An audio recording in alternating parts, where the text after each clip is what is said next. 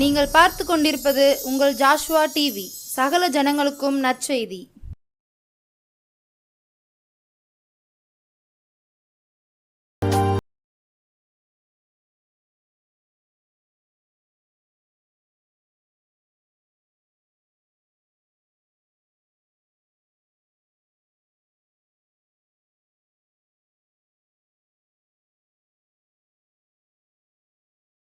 Praise the Lord. கர்த்தருடைய பரிசுத்த நாமத்துக்கு ஸ்தோத்திரம் உண்டாவதாக. இந்த நாளிலும் இந்த இடத்துல நிகழ்ச்சியை பார்த்து கொண்டிருக்க ஒவ்வொருவருக்கும் கிறிஸ்துவினுடைய உயிர்த்தெழுந்த திருநாளின் வாழ்த்துதலை நாங்கள் ஒவ்வொருத்தருக்கும் தெரிவித்துக் கொள்கிறேன். ஒருவேளை நேற்றைய தினத்தில் நம்ம எல்லாரும் புனித வெள்ளியை ஆசரிச்சிருப்போம். தேவன் சிலுவையில் தன்னுடைய ஜீவனை கொடுக்கும்போது கொடுத்த 7 வார்த்தைகளையும் நம்ம தியானிச்சிருக்கிறோம். இந்த நாளில் இன்னும் கொஞ்சம் கூடுதலாக கூட கிறிஸ்து எப்படி மாம்சத்தில் கொலையுண்டு ஆவியில் உயிர்ப்பிக்கப்பட்டாருங்கிறத குறித்து நம்ம இந்த நாளில் தியானிக்க போகிறோம். அதற்கு ஆதாரமாக நம்ம ஒரு வசனத்தை வாசிப்போம். யோவான் எழுதின சுவிசேஷம் 3வது அதிகாரம் 30வது வசனம். யோவான் எழுதின சுவிசேஷம் 3ஆம் அதிகாரம் 30வது வசனம் சொல்லுது, அவர் பெருகவும் நான் சிறுகவும் வேண்டும், அவர் பெருகவும் நான் சிறுகவும் வேண்டும் சொல்லி யோவான் ஸ்நானகன் இயேசு கிறிஸ்துவை குறித்து அந்த இடத்துல சொல்கிறாரு. நாமும் கூட இந்த நாட்களில் என்னில் இயேசுவானவர் பெருகணும், நான் சிறுகணும் அப்படிங்கிறத நம்ம எல்லாரும் வாஞ்சிக்கிறவர்களாக காணப்படணும். இயேசுவானவர் கூட மாம்சத்தில் இருந்த நாட்களில் 1 பேதுரு 3 அதிகாரம் 18வது வசனம் சொல்லுது, அவர் மாம்சத்திலே கொலையுண்டு ஆவியிலே உயிர்ப்பிக்கப்பட்டார் அப்படின்னு சொல்லி வேதவசனம் சொல்லுது. நாமும் கூட ஒவ்வொரு நாளும் நம்முடைய மாம்சத்தில் கொலையுண்ணப்படுகிறவர்களா, அதாவது நம்மை நாமே சாகடிக்கிறவர்களா, நம்முடைய சுயத்தை சாகடிக்கிறவர்களா நம்ம வாழணும் அப்படிங்கிறது தான் ஆவியானவரோட விருப்பம். அதில் உள்ளான மனிதன் நாளுக்கு நாள் புதிதாக்கப்படுகின்ற நேரம் இது அப்படின்னு சொல்லி ஃபாதர் பாடுறாரு. உள்ளான மனுஷனில் நம்ம வல்லமையாக பலப்படணும் அப்படின்னு சொன்னால் நம்முடைய மாம்ச மனிதன் நாளுக்கு நாள் என்ன செய்யணும் அப்படின்னு சொன்னால், நான் அனுதினமும் சாகிறேன்கிற அனுபவத்தின்படி ஒவ்வொரு காரியத்தையாக ஆண்டவர் நமக்குள்ளே என்ன செய்வார் அப்படின்னா கொலை பண்ணிக்கிட்டே இருப்பார், அழிச்சிக்கிட்டே இருப்பார்.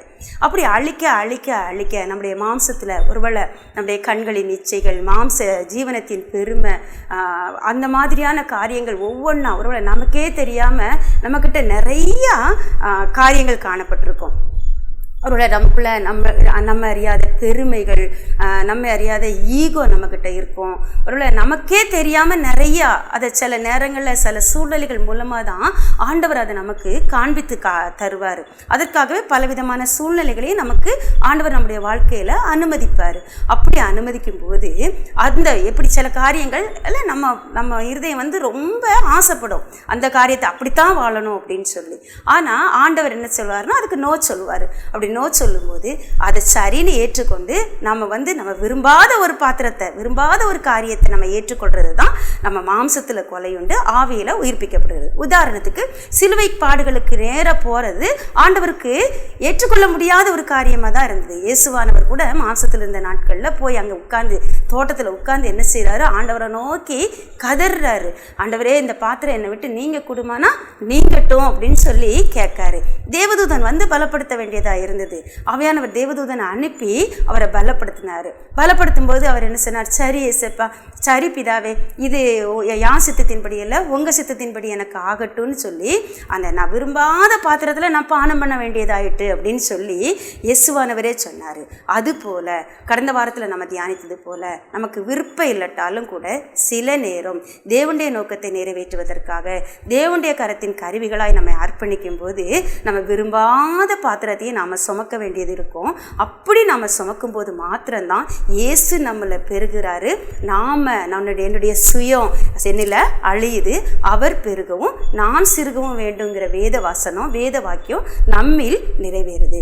அப்படி நம்மில் நிறைவேறும் போது மாத்திரம்தான் நாம் என்ன நோக்கத்துக்காக இந்த உலகத்துக்கு தேவனால் அனுப்பப்பட்டோமோ அந்த தெய்வீக நோக்கத்தை தேவன் நம்மில நிறைவேற்ற முடியும். எப்படி இயேசு கிறிஸ்துவானவர் தன்னை சிலுவைக்கு அர்ப்பணித்த போதுதான் முடிந்ததுன்னு சொல்லி வெற்றி முழக்கம் இடம் புரிந்துச்சு. அதே போல் நாமும் கூட நம்முடைய வாழ்க்கையின் முடிவில் நான் பவுலை போல் நல்ல போராட்டத்தை போராடினேன், ஓட்டத்தை முடித்தேன், விசுவாசத்தை காத்துக்கொண்டேன்னு சொல்லி நம்ம அறிக்கை பண்ணணும் அப்படின்னு சொன்னால் நாமும் கூட நம்முடைய சுயத்தை சிலுவையில் அடிச்சு ஜெயத்தை எடுத்து தேவனுடைய காரியங்களுக்காக நம்ம எழும்ப நம்ம அர்ப்பணிக்க வேண்டும். பாருங்கள், ஆண்டவர் என்ன சொல்கிறாரு அப்படின்னா, ஏசாயா 61:1-3 வரைக்கும் 1ஆம் அதிகாரம் 61ஆம் அதிகாரம் 1வது அதிகாரம் 61வது அதிகாரம் 1வது வசனத்திலிருந்து 3ஆம் வசனம் வரைக்கும் பார்த்தோன்னு சொன்னால், தரித்திரருக்கு கர்த்தருடைய ஆவியானவர் என் மேல் இருக்கிறார், தரித்திரருக்கு சுவிசேஷத்தை பிரசங்கிக்கும்படி என்னை அபிஷேகம் பண்ணினார், சிறைப்பட்டவர்களை விடுதலையாக்க இவர்களுடைய கிருபையை எனக்கு ஆண்டவர் தந்திருக்காரு, துயரப்பட்டவர்களுக்கு ஆறுதல் செய்ய என்ன அபிஷேகம் பண்ணியிருக்கிறாரு, சாம்பலுக்கு பதிலாக சிங்காரத்தை கொடுக்கவும் துதியினுடைய கொடுக்கவும் ஆண்டவர் என்ன அனுப்பி இருக்கிறாரு அப்படின்லாம் சொல்லுவார். ஸோ அப்படி சொல்லும்போது அந்த வசனத்தை நம்ம தலையில் கையை வச்சு நம்ம அறிக்கை பண்ணோம்னா, அதே போல் நம்ம ஆண்டவர் பயன்படுத்த ஆயத்தமாக இருக்கிறாரு. தரித்திரருக்கு நற்செய்தி சொல்ல, ஒரு சிறைப்பட்டவர்களுக்கு விடுதலையை கொடுக்க, துயரப்பட்டவர்களுக்கு ஆறுதலை வழங்க, புலம்பிக் கொண்டு இருக்கவங்களுக்கு ஆனந்தத்தை கொடுக்கறதுக்கு, ரொம்ப கஷ்டப்படுறவங்களுக்கு ஒரு துதியினுடைய கொடுக்கறதுக்கு நம்மை ஒரு கருவியாக எடுத்து பயன்படுத்த ஆவியானவர் ஆயத்தமாக இருக்கிறாரு. ஆனால் அதற்கு அர்ப்பணிக்க நாம் ஆயத்தமாக இருக்கிறோமா அப்படிங்கிறத நம்ம இந்த நாளில் தியானிக்க போகிறோம். ஒருவேளை நாம இருந்துக்கிட்டு இந்த காரியத்தை செய்யணும்னு நினச்சா நம்ம ஆண்டவர் கூட நம்ம பயன்படுத்த முடியாது. அதற்கு உதாரணம் தான் நம்ம எல்லாருக்கும் தெரியும், மோசையை அரண்மனையில் ஆண்டவர் கொண்டு போய் வளர்த்தார். ஏன்னா அந்நிய ராஜா எல்லாரையும் அந்த நேரம் கொன்று போட்டுக்கிட்டு இருக்காரு, நதியில் போட்டும் வாளால் வெட்டியும் கொன்றுகிட்டு இருக்காங்க ஆண் குழந்தைகளை எல்லாம். அந்த நேரத்தில் மோசே இஸ்ரவேலுக்கு ரட்சகனாக ஆண்டவரால் தெரிந்து கொள்ளப்பட்ட மகன் அப்படிங்கிறதுனால அவரை தப்புவிக்க ஆண்டவர் சித்தம் கொண்டார். அதற்கேற்ற சூழ்நிலையை, ஞானத்தை அந்த பெற்றோருக்கு கொடுத்தாரு, சகோதரிக்கு கொடுத்தாரு. அதற்கேற்ற சூழ்நிலையை ஆண்டவர் உருவாக்குனாரு. பார்வோன் குமாரத்தை மோசையை எடுத்துகிட்டு போய் சரியான நேரத்தில் பார்த்தாங்க.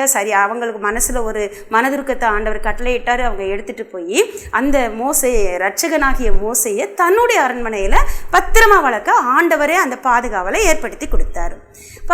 எத்தனைதான் சத்ருவானவன் ஞானமாக செயல்பட்டாலும், அவனுடைய பராக்கிரமத்தை கொண்டு செயல்பட்டாலும், அவனுடைய ஞானம் ஆண்டவருக்கு முன்னால் பூஜ்ஜியம்தான். ஸோ அவனை மறைச்சி ஆண்டவர் ரட்சகனை அரண்மனையில் வளர்த்தாரு. அப்படி வளர்ந்து வந்த நாட்களில் மோசே எகிப்தின் சாஸ்திரங்களில் கற்பிக்கப்பட்டு அவை வாக்கிலும் செய்கையிலும் வல்லவன் ஆனான் அப்படின்னு சொல்லி அப்போஸ்தலர் 7ஆம் அதிகாரம் சொல்லுது. அப்போஸ்தலர் 7ஆம் அதிகாரத்தில் பார்த்தோம் அப்படின்னு சொன்னால், மோசேயானவன் எகிப்தின் சகல சாஸ்திரங்களிலும் கற்பிக்கப்பட்டு வாக்கிலும் செய்கையிலும் வல்லவனானான் அப்படின்னு இருக்கு. அப்படி வாக்கிலும் செய்கையிலும் வல்லவனான மோசே ஆண்டவருக்காக நான் பெரிய காரியத்தை செய்யணுங்கிறத அவன் அறிஞ்சிருந்தான். ஆண்டவர் தன்னை ரட்சகனா உருவாக்கி இருக்கிறாங்கிறத அறிஞ்சிருந்தாலும் அந்த இடத்துல போய் அவன் செயல்பட தன்னோட வாக்கையையும் செய்கையையும் நம்பி தனக்கு தான் கற்பிக்கப்பட்டிருக்கிற அந்த அரண்மனை யுத்த பயிற்சியை நம்பி செயல்பட போன போது ஆண்டவரால் அவனை பயன்படுத்த முடியலை. அவன் என்ன பண்ணான் அப்படின்னு சொன்னால், அத்தனையும் விட்டுட்டு திரும்ப எகிப்தை விட்டு அவன் ஓடி போனான் அப்படின்னு சொல்லி நம்ம பார்க்குறோம். அதே ஆண்டவர் அந்த மோசைக்குள்ளே என்ன இருந்துச்சு அப்படின்னா, தனக்கு இருக்கிற பராக்கிரமத்தை குறித்து, தனக்கு தெரிஞ்ச பயிற்சியை குறித்து, தன்னோட கல்வி ஞானத்தை குறித்து, ஒருவேளை ஒரே அடியில் ஒரு எகிப்தியனை கொன்று ஒருத்தருக்கும் தெரியாமல் புதைச்சி போடக்கூடிய அளவுக்கு அவனுக்கு பலம் இருந்துச்சு, ஞானம் இருந்துச்சு, பராக்கிரமம் இருந்துச்சு, எல்லாம் இருந்துச்சு. இதை வச்சு நான் எத்தனை பேரனாலும் என்னால் வீழ்த்த முடியும், ஜெயிக்க முடியும், என்னோட ஜனத்தை விடுவிக்க முடியும்னு அவன் தன்னை குறித்து அவன் பெருமையாக நினச்சிருந்தான். ஆனால் அந்த சுயத்தை அழிக்க ஆண்டவர் சித்தம் கொண்டாரு. அதனால தான் மறுநாளில் அவனுடைய சொந்த சகோதரனையே அவனுக்கு விரோதமாக எழும்ப பண்ணி அவனை புறமுதுகிட்டு ஓட வச்சார். ஓடி அங்கே போன பிறகு 40 ஆண்டு கழித்து அதே மோசே என்ன ஆனான் அப்படின்னு சொன்னால், அவன் திக்குவாயும் மந்தனாவும் உள்ளவனாக மாறிட்டான். வாக்கிலும் செய்கையிலும் வல்லவனாக இருந்த மோசே திக்குவாயும் மந்தனாவும் உள்ளவனாக மாறிட்டான். யுத்த வீரனாக இருந்த மோசையை இப்போ ஆடுகளை மயக்கிறவனா, சத்தம் போடாமல் இல்லாமல் பின்னால் வரக்கூடிய ஆடுகளை மேய்க்கிறவனா ஆண்டவர் மாற்றினார். அரண்மனையில் இருந்தவரை வனாந்திரத்துக்கு கொண்டு போனார். வாலிபனாக இருந்தான், இள வயதுள்ளவனா பராக்கிரமசாலியாக இருந்தவனை முதிர் வயதுள்ள ஒரு 80 வயதுள்ள முதிர் வயதுள்ள மனுஷனாக மாறிட்டான்.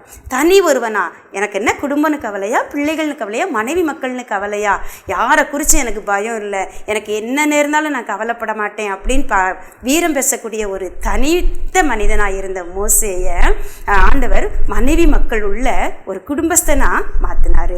சுயபலனை நம்பி இருந்தவன் இப்போ என்ன மாறுதான், நானா தேவபலனை மட்டும் நம்பி ஜீவிக்கக்கூடிய நிலைமைக்கு தள்ளப்பட்டான்.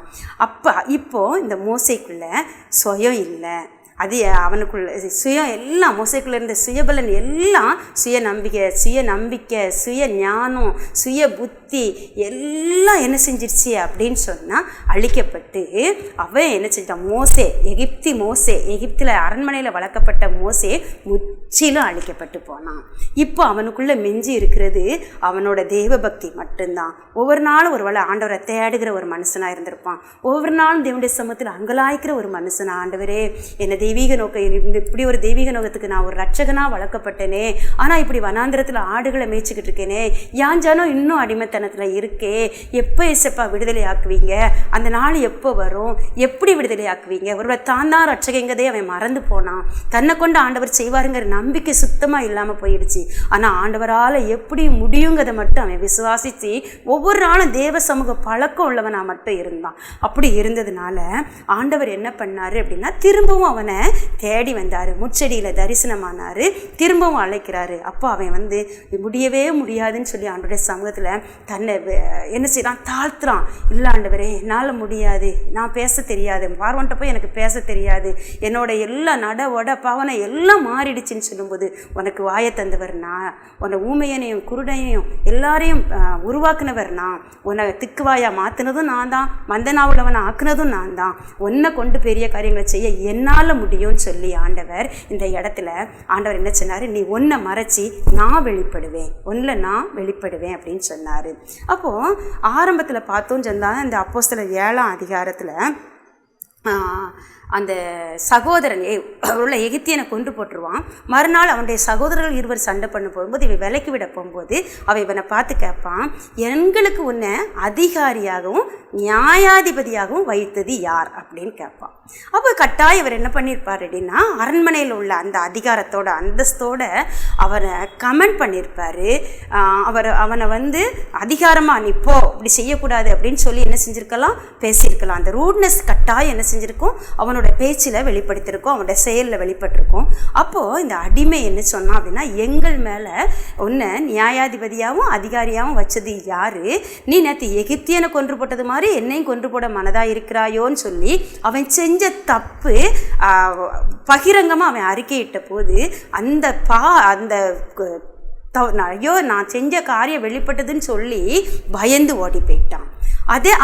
அதே மோசே இப்போ மோசையை ஆண்டவர் என்ன சொன்னார் அப்படின்னா, நான் உன்னை அதிகாரியாவோ நியாயாதிபதியாகவோ உன்னை அழைக்கலை, தலைவனாகவும் மீட்பனாகவும் தான் நான் உன்னை அழைச்சிருக்கேன். நீ ஒரு கூட்டத்துக்கு தலைவனா, முன்னின்று நடத்தக்கூடியவனா, ஒரு அன்பினாலும் மாதிரியினாலும் அவங்கள நீ வழிநடத்தக்கூடிய நல்ல தலைவனா, அந்த ஜனங்களுக்கு மீட்கும் பொருளாக எப்படி இயேசுவானவர் தன்னை கொடுத்தாரோ, நம்மை மீட்கும் பொருளாக அவர் தன்னுடைய ஜீவனை கொடுத்தாரோ, அதே போல் அந்த இஸ்ரேல் ஜனங்களை மீட்கும் பொருளாக உன்னை, உன் குடும்பத்தை, உன்னோட எதிர்காலத்தை அர்ப்பணிக்கிற ஒரு தலைவனாக நான் உன்னை அந்த இடத்துக்கு அனுப்புதேன், ஒரு மீட்பனா நான் உன்னை அனுப்புதேன், அனுப்புகிறவர் நான் அல்லவா அப்படின்னு சொல்றாரு. ஒரு கிதியோன் பயந்து போய் இருந்தது பாரு. அந்த கிதியோன் சொன்னான், இல்லை நான் போக மாட்டேன் ஆண்டவரே அப்படின்னு சொல்லும்போது, நீ போக வேண்டாம், நீ பயப்படாத தெரியும், ஆனால் உன்னை ஜனம் ஏற்றுக்கொள்ள மாட்டாங்க அப்படின்னு நீங்களாம் யோசிக்கீங்க, உண்மைதான், ஆனால் உங்களை அனுப்புகிறார் நான், அவங்க ஏற்றுக்கொள்ளும்படி செய்வேன்னு சொல்லி அனுப்பி பார்வோனுக்கே தேவனாக்கி இந்த மோசையை அனுப்புனார். அதே போல தான் நம்முடைய வாழ்க்கையிலும் நம்முடைய சுயம் அழிக்கப்பட தான் தேவன் நம்மிலிருந்து வெளிப்பட முடியும். நம்முடைய சுயம் எந்த அளவுக்கு அழிக்கப்படுதோ அந்த அளவுக்கு தான் தேவ ஆவியானவருடைய பிரசன்னம் நமக்குள்ளே இருந்து வெளிப்படும். நாம் நம்முடைய சுயத்தை அழிக்காமல் ஆண்டவரை இந்த உலகத்துக்கு காட்டணும்னு நினச்சா அது ஒரு காலம் நடக்கக்கூடிய காரியம் இல்லை. மனுஷர் நம்மத்தான் பார்ப்பாங்க, நம்முடைய சுபாவத்தை தான் பார்ப்பாங்க. பார்த்துட்டு கிறிஸ்தவன் நல்லது தான், ஆனால் கிறிஸ்தவங்க நல்லவங்க இல்லைன்னு நியாயம் தீர்த்துட்டு போய்கிட்டே இருப்பாங்க. ஆனால் அப்படி இல்லாமல் கிறிஸ்துவின் சுபாவம் என்னில் வெளிப்பட தேவசாயெல்லாம் மாற நான் என்னை அர்ப்பணிக்கிறேப்பா, என்னுடைய சுயத்தையெல்லாம் நான் சிறுவில் கொடுக்கேன், என்னுடைய சுயம் அழியட்டும், என்னோட முழுமையும் நான் தாரேன். ஒருவேளை கிறிஸ்துவ மாம்சத்தில் கொலையுன்னு நான் என்னை அர்ப்பணிக்கிறேன், நீங்கள் விருப்பப்படுற மாதிரி என்னை மாற்ற. ஒருவேளை ஒரு கடல் நீர் பயன்படுத்த முடியாது. நாம் கடல் நீர் அப்படியே ஒரு வாயில் வைக்கவும் முடியாது, ஒரு சமையலுக்கோ எதுவுக்கோ பயன்படுத்த முடியாது. ஆனால் அந்த கடல் நீர் தன்னை ஒரு எஜமானோட கரத்தில் ஒப்பு கொடுத்து வெளியில் உப்பாக மாறும்போது அது எல்லா உணவுலையும் அந்த உப்பு இல்லாத ஒரு பண்டத்தை கூட நம்ம ஒரு உணவுப் பொருளை கூட நம்ம பயன்படுத்த முடியாது. அந்த உப்பு தான் எல்லா உணவையும் ஒரு சுவையுள்ளதாக மாற்றுது. அதே கடல் நீர்லேருந்து பிரிக்கப்பட்டு பயன்படுத்தப்பட்ட உப்பு. அதே போல் அப்படிப்பட்ட ஒரு பிரித்தெடுக்கப்பட்ட வாழ்வு வாழ கடல் நீருங்கிற அனுபவத்தை நம்ம இடத்துலேருந்து சுத்திகரிக்கப்பட்டு உப்புங்கிற அளவுக்கு நம்ம மறுரூபப்படும் போது மட்டும்தான் இந்த உலகத்துக்கும் தேவனுடைய ராஜ்யத்துக்கும் நம்ம பயனுள்ளவர்களா, சுவை கொடுக்கிறவர்களா, மற்றவர்களால் விரும்பப்படுகிறவர்களா நாம் மாற முடியும். அப்படிப்பட்ட அனுபவத்துக்கு நேராக நாம் நடத்தப்பட ஆண்டோடைய கரத்தில் ஒப்பு கொடுப்போம். அவர் நம்மை பெருக நம்மை விட்டு கொடுப்போம். நம்மை ஒவ்வொரு நாளும் நான் அனுதினம் சாகிறேங்கிற வசனத்தின்படி அனுதினமும் நம்ம சுய விருப்பங்களுக்கு, சுய பெருமைகளுக்கு சாக நம்ம அர்ப்பணிப்போம். கர்த்தர் தாமே பெரிய காரியங்களை நம்முடைய வாழ்க்கையில் செய்வாராக. தலைகளை தாழ்த்தி ஜெபிப்போம். சுயமென்னும் மண்பாண்டம் உடைக்கப்பட்டாலே சுடரொளியாய் இயேசு உன்னில் வெளிப்படுவாரே. சுயமென்னும் மண்பாண்டம் உடைக்கப்பட்டாலே சுடரொளியாய் இயேசு உன்னில் வெளிப்படுவாரே. கர்த்தரின் மகிமை உன்னில் காணப்பட்டாலே கனமான பாத்திரமாய் பயன்படுவாயே. கர்த்தரின் மகிமை உன்னில் காணப்பட்டாலே கனமான பாத்திரமாய் பயன்படுவாயே. அன்பின் கர்த்தாவே, நன்றியோடு துதிக்கிறோம், ஸ்தோத்திரிக்கிறோப்பா. நாங்கள் ஒவ்வொரு நாளும் ஆண்டவரே எங்களுடைய சுயம் அழிக்கப்பட எங்களை உங்களுடைய சமூகத்தில் அர்ப்பணிக்கிறோம். ஏசப்பா, நீங்கள் எங்களில் பெருகணும், உங்கள் கிருபை எங்களில் பெருகணும். நீங்கள் ஆண்டவரே ஒவ்வொரு நாளும் வளர்ந்து ஆண்டவரே ஒளி வீசணும். ஏசப்பா, உலகத்துக்கு நாங்கள் எங்களை காட்டுகிறவர்களாய் அல்ல, உண்மை வெளிப்படுத்துகிறவர்களாய் ஜீவிக்க ஒவ்வொரு நாளும் எங்களுக்கு அருள் புரிங்க. இயேசுவின் இன்ப நாமத்தில் ஜெபிக்கிறோம் நல்ல பிதாவே, ஆமென்.